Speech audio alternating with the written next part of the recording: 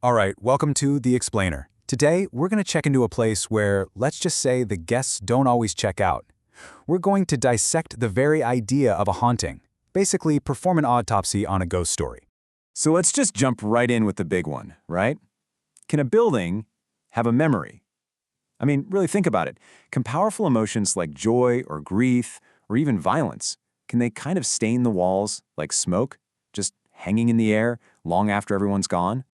In our explainer today, we're going to flip the script a little. We're going to treat the hotel itself as the main character. Seriously, it's not just some spooky backdrop. It's the archive, the library. It's the very thing that holds all these stories together.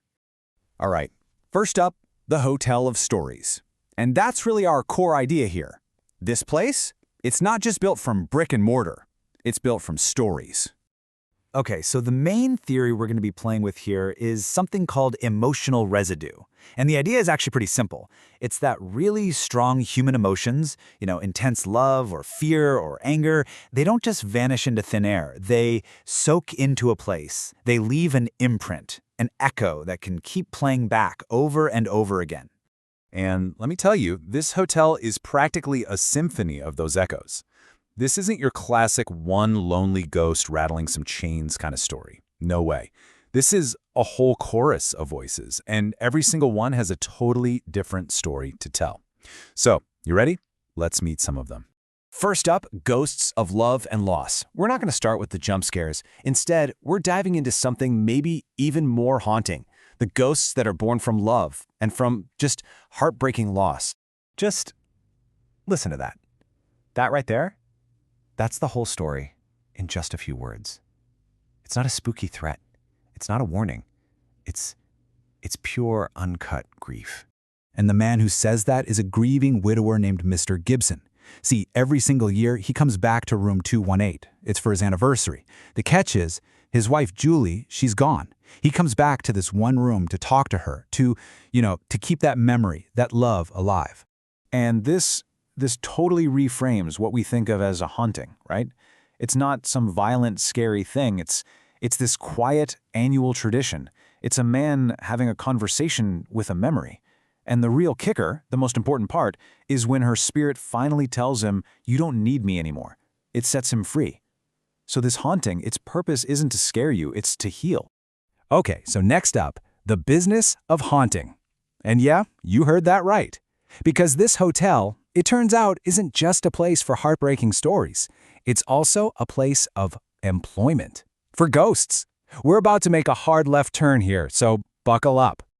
So on one hand, you've got Daisy. She's the new maid, probably just trying to get through a first day. She cleans the room, makes it absolutely perfect, leaves for a minute, and when she comes back, it's a total disaster area. It's like the room itself is messing with her. We're talking classic, terrifying poltergeist stuff. And then, on the other hand, there's Bob. Bob's the ghost causing all this chaos. And you know what? He is terrible at his job. He's not some scary, evil spirit. He's more like a clumsy employee who's about to get fired by his ghost manager. I'm not kidding. A ghost manager who's worried about quarterly reports or something? And this contrast is just perfect. It shows you the insane range of this hotel. For Daisy, it's a genuine horror movie.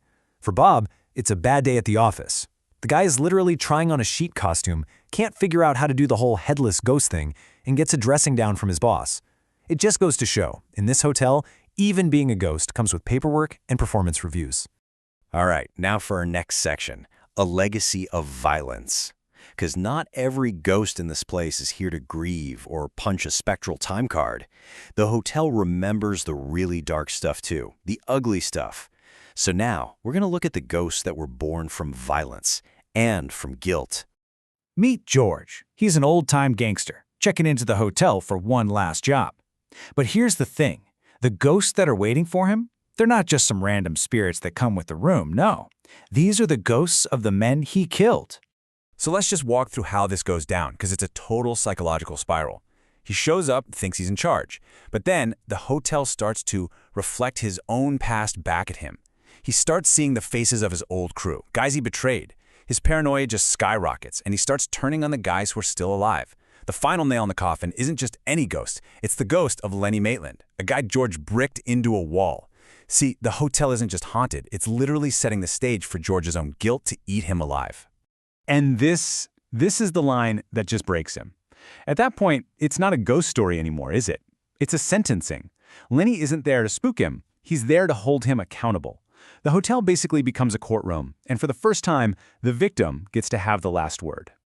Okay, so let's tie this all together. The walls have memories. We've seen love, we've seen corporate comedy, we've seen brutal vengeance.